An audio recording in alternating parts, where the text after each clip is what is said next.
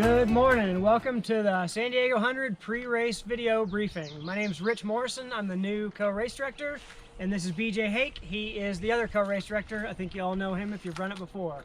So we are at the start finish of San Diego 100 at beautiful Lake Cuyamaca. I think you can see it's a beautiful day out here. Hopefully it's great on race day, and this is where you will start and where you will finish. You can see the end of the course. You can actually see runners when they're on mile 99 of the course. You'll also see a mountain in the background. You will be coming down that mountain as well. So great place to start, great place to finish. There's a restaurant right up the street, right adjacent to us. And so if any of your crew or family wants to get food, breakfast, lunch, dinner, we encourage them to partake at the lake pub. You can start showing up here on Thursday afternoon. We will do a bib pickup from 3 to 5:30 on Thursday. You can also drop off your drop bags if you want. So there will be a big tent here set up for start finish. It will be in the weather, but it will be somewhat protected. So if you want to take advantage of dropping off your drop bags the day before, that's fine. If not, we will take them on race morning. Yeah, and so Friday morning is going to be a little different this year. We'll open for business at 4:30 to get you signed up, get you your bibs. But one thing we're doing this year that we're really excited about, we're working with a company called Geo Trackers, and you are going to have a tracker that you have to put in the top of your pack. It is works on almost no cell data whatsoever. There's going to be a link that we're going to send out so you can track, but we've got to get those on and synced to you. So that's going to take us a little bit, so make sure you're here nice and early to get started. That'll go 4:30 to 5:30. 5:30 will kind of get everybody, you know, milling about, lined up or so. We'll have any last minute briefings probably about 10 to 6, and then we like to sing the national anthem. It's kind of a tradition that we like here. And then off and running. It's important for the first probably mile you'll see out there. It's really tight, so please no passing until you get to some of the wider areas about a mile and a half in. It'll be obvious where you can start getting around anyone. Don't kill yourself in the first mile. There's 99 more for you to find your spot. So that's it for Friday. And then Rich, what does the finish line look like? So you're gonna finish here. You'll be coming straight up this chute. There will be the San Diego 100 clock and banner. If you finish before 6 a.m., we'll have hot chili, some hot food, probably soup, broth, that kind of stuff. If you finish after 6, we'll have a food truck here with burritos, both meat and vegan. There'll be plenty of beer, sponsored by Hopnonymous, one of our beer sponsors, and as well as non-alcoholic beverages, sodas, water, that kind of thing. When you finish, you'll see we encourage everyone, bring a chair, hang out, cheer on your fellow finishers. It's super cool that you got yours done. It's even neater to see everybody else get theirs. It's a lot of fun. One rule that we enforce that I think is good to talk about now is our no dogs rule. We both have dogs. We both love dogs. One of the problems we have is that dogs get a little feisty around runners, and our insurance strictly says no dogs. So here at the start finish, we have an area back in the trees over there that has some picnic tables. If you need to bring your dog, we're going to ask you to stand all the way back there with your dog under the trees and away from the finish line and finish line activities. No dogs anywhere else on the course. If they're anywhere else on the course, we can't have dogs in the aid stations, all that kind of stuff. Last note that's kind of fun. When you go out and you come in, you'll see there's a picnic table way out there. You can't really see it now. It's about 3/4 of a mile out in the field. That's where you can have your entire group run in with you. Spectators, crew, you know, grandma, whoever's out here, you can all run in together. Look, this is kind of a team effort for a lot of people out here that aren't the solo runners. It's a team effort. So, you know, we encourage you to, you know, finish as a team if you guys are all around. We love it. It's a lot of fun. One more note about parking. You've seen a couple shots of the parking lot. You can see it's not huge, and we take up a big chunk of it with our finish line tent. Solo runners have priority into this parking lot. It's one of the best things about being a solo runner is when you are done, you only have to walk about 6 feet to your car. If you are not in this lower lot, there's a further overflow lot towards the back. There is parking that's as far away as a quarter mile, so plan accordingly. Parking is our #1 challenge out here. We'll talk more about that when we talk about crews. But parking's our #1 challenge, so we will have parking marshals. Please listen to them. They will give you the best spot they can, but they're on walkie-talkies. They know how many spots are available. So, you know, just go ahead and listen to them and they'll get you the best spot they can, but plan accordingly. All right, welcome to your first aid station, Trout Pond, where there is no pond and there are no trout. So we just want to show you a couple things here before we get started. So to your, as we pan over, that's Stonewall Peak. That's the first big climb of the day. You will go nearly all the way to the top of Stonewall Peak and then come on down. You're then going to go up Middle Peak, which is right here in front of us. Then you'll come partway down from Middle Peak and you're gonna go up Cuyamaca Peak where the Zuniga brothers are gonna be waiting for you, up where the antennas are, and you'll have the best view of the day. It's fantastic. We just wanted to take a second here to talk about our awesome volunteers. Absolutely. So this race would not be possible without our volunteers. Every year we have over 250 people doing everything from course marking and logistics starting on Tuesday before the race to the thankless job of cleaning up after the race, taking out the trash, cleaning all the dishes, putting everything away and getting it back into our storage location. So we can't say enough about the volunteers. 95% of them are seasoned ultra runners. Most of them, as we said earlier, have finished this race or other 100-mile races, so they're great, experienced folks. That being said, we always need more help. So we always talk about the San Diego 100 family, and it's something that we really take to heart. Everyone you're going to see out here is here for you. As Rich just mentioned, we have over a 1-to-1 volunteer to runner ratio, and they're all here to help you. So please make sure to thank all your volunteers. When you see them, a thank you. I can't tell you how far that's going to go. Just saying, hey, thanks for being out here makes it worth those people giving their time so that you can reach your dream. And think about when you finish, coming back and volunteering and sharing your experience with them. Having said that, there's always, we like to recognize a few volunteers that are kind of super special that have been a long time here at the race. For example, Christy Baker, who's going to be running this aid station, you'll get to see her. She's a 10-year volunteer this year. 10 years of running an aid station for us. The Spirit of San Diego is something that we award every year to volunteers that go above and beyond the call of duty. It started with Paul and Kathleen Schmidt. Paul Schmidt was the original race director. San Diego 100 started as his birthday run. And Kathleen Schmidt kind of was the one behind all that. She designed our iconic triangle logo, and she was a huge supporter of the race. After that, we had Scott Mills, and then after Scott Mills, it was Rich's predecessor, Angela, and I, and now hopefully Rich and I can keep growing what they were so kind to build for us. But we do give an award every year for someone that's just really nailed it out of the park. And this year, one moment please, look at this thing. So what's the name on that award? Oh, it's Sue and Joe Brophy. Sue and Joe Brophy have come year after year after year. They're exactly who Rich was talking about, who comes and cleans up, who packs the trucks, drives everything back to San Diego, cleans everything up. So when you get here, take a minute and go find Sue and Joe. They don't know they got the award yet, and tell them thank you for what they do. They'll be here on Saturday. Please make sure to say thanks to them especially, and congratulations and thank you, Sue and Joe Brophy. Absolutely. Thankless work and just die-hard supporters of the race. Thankless work until we thank them with this. All right, so we are at Sweetwater Aid Station, which is mile 41, 41 and a half, depending on your GPS and how long or short it travels.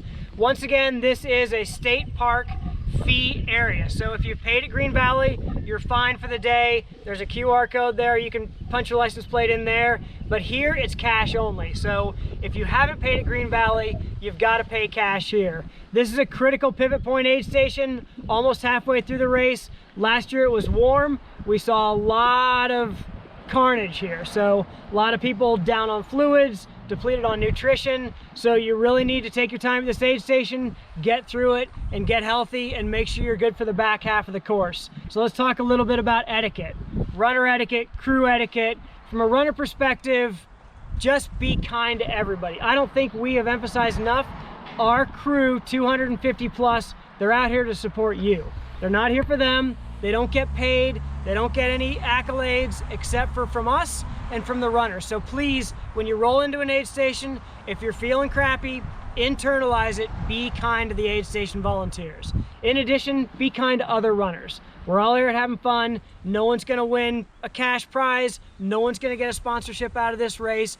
Please be kind to runners. Approach them with kindness. Pass them when you can. Don't be a jerk thinking you're gonna win a world record here. Also, don't cut the course. No reason to cut the course. We want to keep the trails trails. We don't want to cut new trails with extra foot traffic. And finally, don't litter. We keep our permits year to year because we work well with the rangers, we work well with the park services. They understand that we sweep well, we clean up well. You're part of that. There's plenty of trash cans at every aid station. We don't want to see litter on the course. One other thing to mention is going to the bathroom on the trail. So I think our race book says we prefer you not to, you're not supposed to. If in a dire emergency you must, go off trail, bury it. I think you all know the drill, do the right thing. There will be porta potties dispersed throughout the course at 5 or 6 aid stations, so there'll be ample opportunities to use the bathroom in a porta potty, or for example here at Sweetwater, there are flush toilets. There's also flush toilets at Green Valley, so do the right thing. If you can wait till a porta potty or a flush toilet, please do so. Okay, now we're going to talk about crews. And issues with crews are the number one threat to our permits. So it is vital that your crew follow instructions. So if you're a solo runner, fast forward. Solo runners though, make sure you know you get no spectators, you get no crew, you get no social media influencers, you get no drones, you get nothing. All you get is our amazing volunteers who are gonna do a great job by you. But keep in mind, still, that last half mile, the solo rules are off. From the picnic bench into your finish, you can have whoever run with you and watch you finish. That's fine, just nobody on the course. Okay, crews. All right, crews are the number one threat to our permits. We are very hard-ass about our crews. We really love the crews. We know they're a vital part to what a lot of you guys are gonna do, but we have some restrictions that are very important to follow because of the limitations we have out here on the course. So, there is a crew parking pass that you are going to be issued to your crew. It does not go to you, it goes to the crew. Why is that? Because there is a crew briefing immediately after the start. And we will issue your crew pass then. Every crew gets one. You are allowed one crew pass. If you have multiple cars, you have to consolidate into a single car. If you have people showing up later, that crew pass has to be passed down. That includes pacers. Pacers can't park without a crew pass. You get one car per runner. Why is that? Well, this is our biggest aid station. It's Sweetwater. There's 75 parking spots. There's gonna be something like 150 crews. So, wow, that's carnage. How is this ever gonna work? Well, I'm glad you asked that. So, the first thing you shouldn't do is go, oh, there's limited parking. I'm going to drive as soon as possible to make sure I get the good parking spot. That's not how this works. It's just not going to work that way, because then everyone is there for a limited number of parking spots. What we need to do is make sure you know where your runner is. That's why we got runner tracking. You can tell where your runner is. You will see what mile they are on. You will see what mile the aid station is. Our rule this year is you cannot be in the aid station until your runner is 3 miles out from the aid station. And guess what? Sweetwater, cell coverage, 0.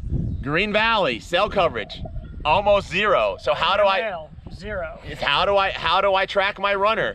You go to start finish. From start finish to Sweetwater or Green Valley is 15 minutes. You go to Descanso, where there's a great cafe.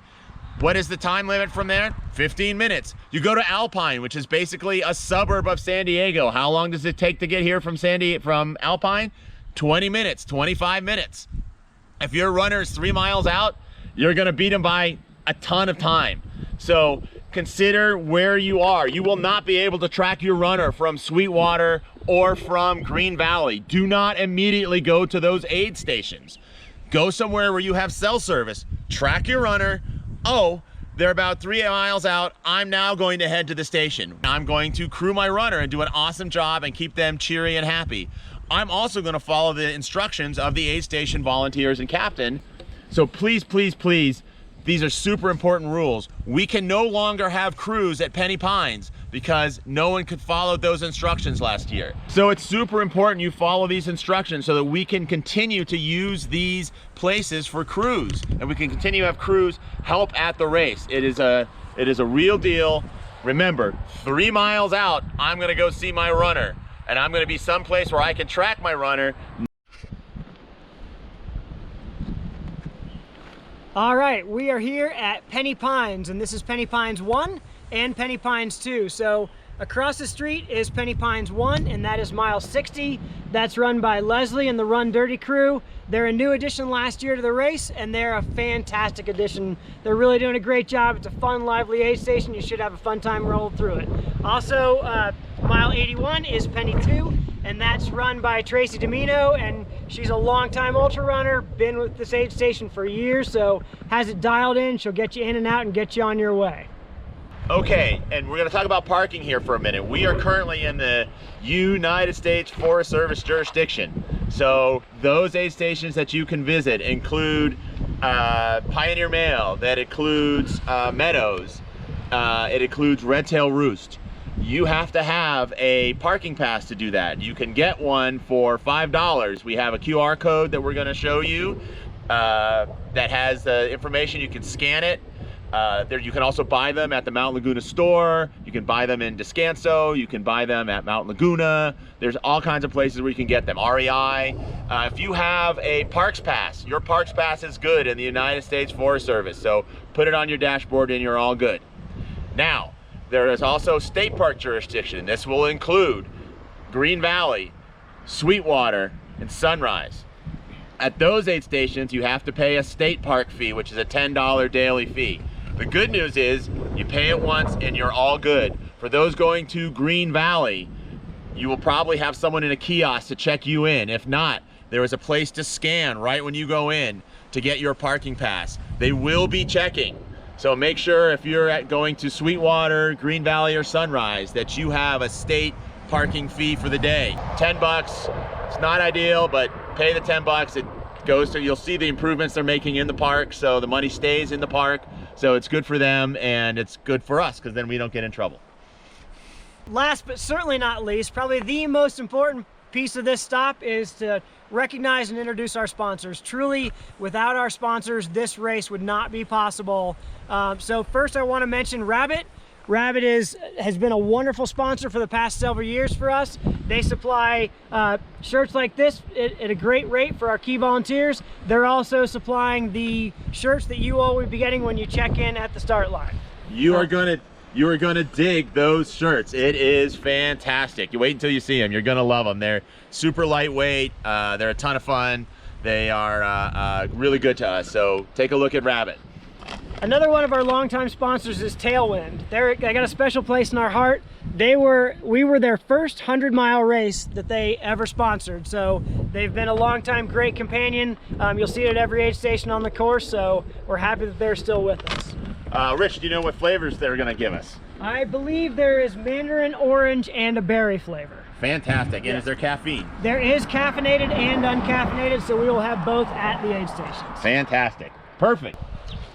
Our newest sponsor for our gel this year is Untapped. It's all natural, organic, easy on the stomach, very well digestible. So welcome to the family, Untapped. Yes, and you know, when we were looking for a gel sponsor, we thought, how can we best represent the vast tracts of maple trees here in San Diego County? So we naturally immediately thought of Untapped. I'm gonna enjoy one right now. Syrupy, delicious. You can't have an ultra race without red vines. Who doesn't want red vines at mile 1 and mile 99? After red vines, we have Tiali Coffee. So this will be the coffee at your start line. They're local. They're both ultra runners. The coffee's delicious. Go ahead and go online and look them up and grab yourself some Tiali Coffee. Man, good thing we're getting out here to get a little hike in to get our legs ready for San Diego 100. On your left! Dude, all in bud, he went right past us like nothing. I know, cruising. Go get it! Oh man, look out, here comes that guy again. Look at him haul. Woo! Dude, you're killing it. Hey, what do you do? This is like your second time. What are you doing? Training for San Diego 100. That's fantastic. Dude, you're crushing it. What's your secret? Tiali Coffee. Whoa, we gotta get some of that. We gotta get some of that.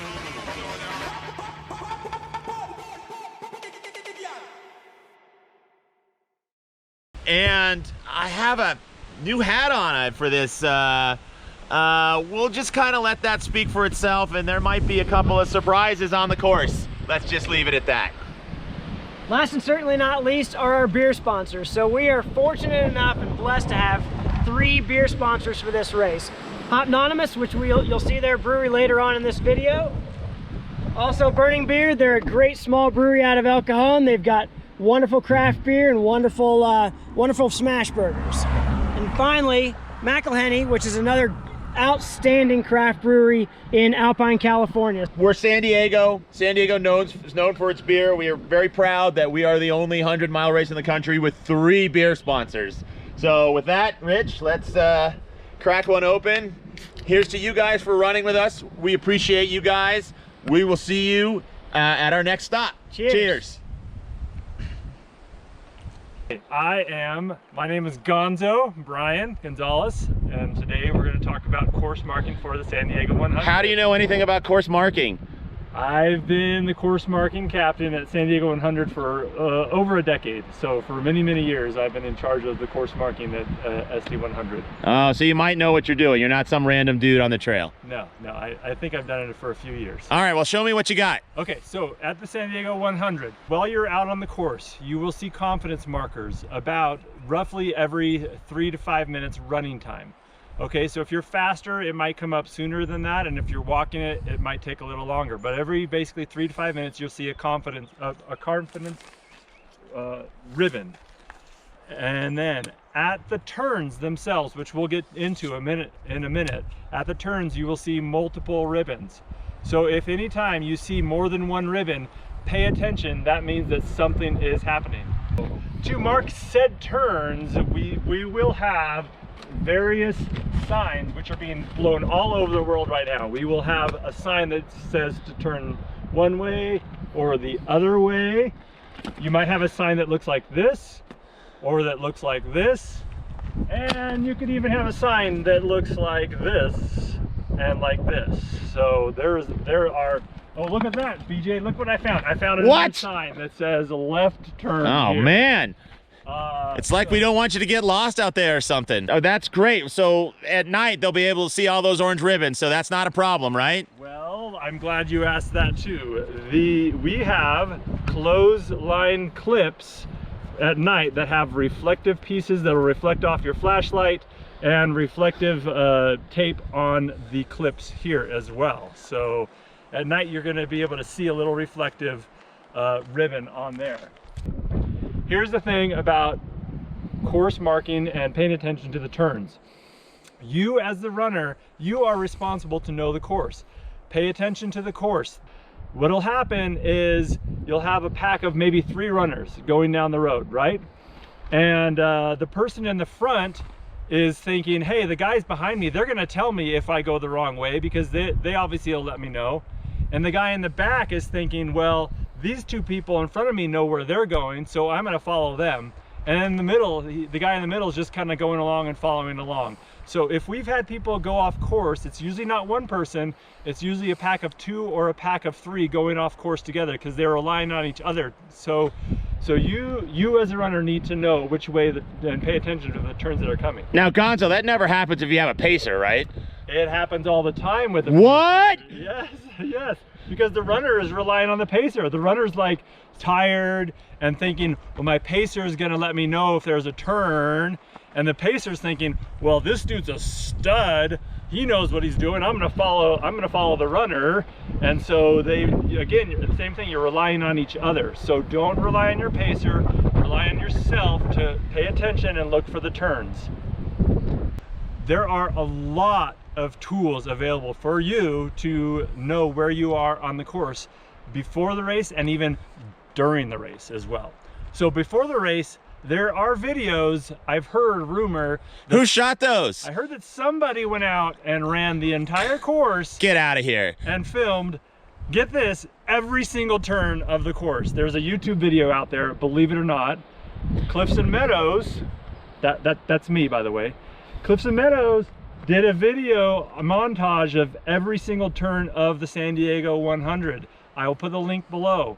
You need to go check them out. It's multiple videos.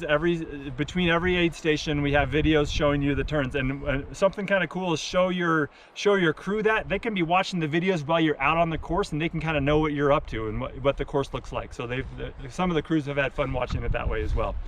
In addition to that, there is a GPX file, and that's a digital file on the website that you can download. You can download it onto your watch. You can also download it onto your phone. Gaia GPS app will let you download the GPX file, and so you can pull up on your phone exactly where you are on the course. There are maps of the entire course. There are several pages of maps, detailed maps. There is turn-by-turn written directions that somebody put together as well that shows a written description and the distances between every turn. There are so many tools available for you to know the course. So no one's gonna get lost, right? Well, no one's going to get lost. No one's gonna get lost. So this is an example of a confidence ribbon. You'll notice that there is one ribbon by itself, and like I said, 3 to 5 minutes running time.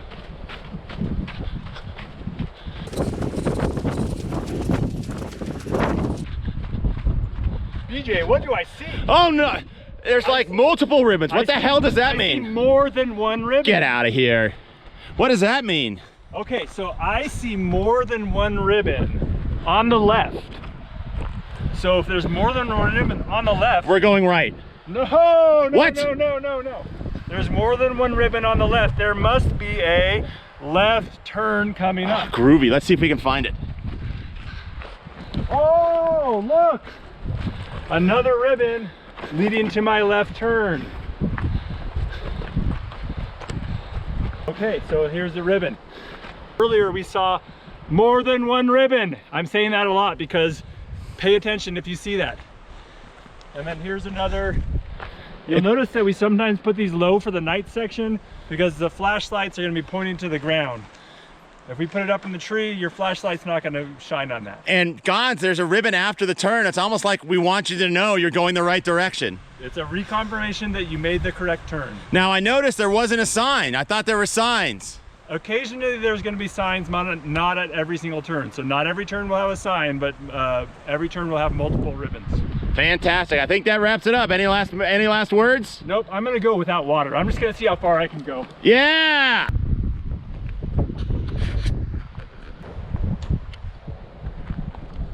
All right, so we are here at Pioneer Mail. This is roughly mile 84 on your journey. Some of you will see this at night, some of you will see this during the day. We have a new captain this year, and that's Mariella Jennings. We're excited. She's gonna take what Gloria King built so wonderfully and just really send it off the rails. It's gonna be a lot of fun. So we're here to talk a little bit about tracking runners, numbers, how we handle keeping you as safe as we can out there. So obviously all of our aid stations are super well stocked. They've got anything you'd want, from burgers to beer to carbs to veggie broth. But the main reason we have aid stations out here is to keep runners safe, to make sure they're accounted for, and to make sure we know where people are on the course at all times. We understand we just talked about the fact that we have geo-trackers this year. They are new, so we are going to continue with our traditional timing. So that being said, let's talk a little bit about bibs. You can fold your bib, you don't have to if you want to. I usually fold mine because I'm so small, but if you want to fold them, that's great. What we want them to do, where they want them to be, is we want them on the front. So we want them either on your leg or on your waist or somewhere in front where they're visible to the people at the aid station. You will see at every aid station 2 people doing timing. So one will be checking people in and out, one will be recording times. So please, when you go by those folks, should be obvious of who they are. Check in, give them your number, say runner 140 in, and then when you check out of the aid station, say runner 140 out, so they know who's in, who's out, and who's maybe lingering for a little bit to take a little bit of a break. And we do not want the bibs on the back. So it's hard to see, it's hard to track. So please keep them on the front, wear them somewhere on the front. If you have one of those belts that holds bibs, that's great. Just make sure it's twisted up front when you come in and out of the aid station. Okay, and I'm gonna talk a little bit about what happens if you don't have your day. So we are going to, every year, there's people that don't have their day and they have to drop. It's very, very, very important when you drop, that you drop to the aid station captain and that you give that person your bib number. Physically hand them your bib, make sure the aid station captain has your bib. That's how we know you're off the course. If you get into your car with your crew and drive home, if you hitch a ride and go home and we don't know you're off the course, we have a heart attack because we suddenly don't know where you are. So when you drop, if you need to, take your number, give it to your aid station captain, and the aid station captain then records the drop so we know exactly where you are. The other thing is we want to talk about cutoffs. So when you come in, we have cutoff times. Those are hard times. And if you have to be out of the aid station by the time the cutoff hits. So if you come in right when the cutoff hits, you're not going to be allowed to continue. Our aid station captains are also our eyes and ears out there. They are, they have 100% of our authority to pull you from the race if they think it's for your interest or for your safety. We all think we're tougher than we are because we're ultra runners, but they have all been run this race. They're all finishers. A lot of them are multiple time finishers. A lot of our volunteers are multiple time finishers. If they look at you and think it's not safe for you to go on, then they're going to pull you. We'll tell a quick story from here. Pioneer Mail to Sunrise on the second day is one of the more dangerous sections of the whole race because it's starting to get hot again. Mariella will have a sharp eye out if you aren't looking to have your day. We've twice had to evacuate people from the PCT, and we do not have very good cell coverage between here and Sunrise. It's hard sometimes to get you off the course if it's not at an aid station. So please respect that. Please respect our aid station captains. If they're telling you something, it's because they've been through it. They're gonna give you a lot of leeway. They know what a rough day looks like, and they know what a DNF looks like. And so then they know the difference. So please respect that and just get in by the cutoff and leave. And then you don't gotta worry about any of that. Well before the cutoffs. Okay guys, well that's about it. We're here at Hopnonymous Brewery, getting ready to celebrate the end of another successful video. This is also gonna be where we have the wrap-up party. And the post-race party will be the Saturday after the race, so it will be 14 June from 1 to 4. 1 to 4, and I think what? First beer on us, right? First beer on us if you're wearing your San Diego 100 swag, and please, when you see volunteers, buy them a beer, and don't forget to tip the bartender. 100%. A couple last notes. We want to give you our phone number if you are out there and have an emergency. These are for emergency only. Don't call us and ask us for directions. Don't call us and ask us where your drop bags are. But if you actually have an emergency, we want you to have our phone number as a first point of contact. BJ is 858-761-2717. And Rich's is 619-922-2793. And secondly, you know, Rich, now that we're wrapping up, we make sure people watch, we have to have the secret phrase. We do. What are we gonna do? Well, you know, there was a phrase that brought me a lot of joy and luck this year. Gator boys stay hot. Brought us a national championship. It's going to bring you a finish. So when you go to pick up your bib, Tell them Gator Boys stay hot, and they'll give you your stuff. If you don't have the secret pass, well, you're out of luck. Fantastic. All right, here's to you guys. Thank you so much for running with us. We appreciate you. Cheers. Cheers.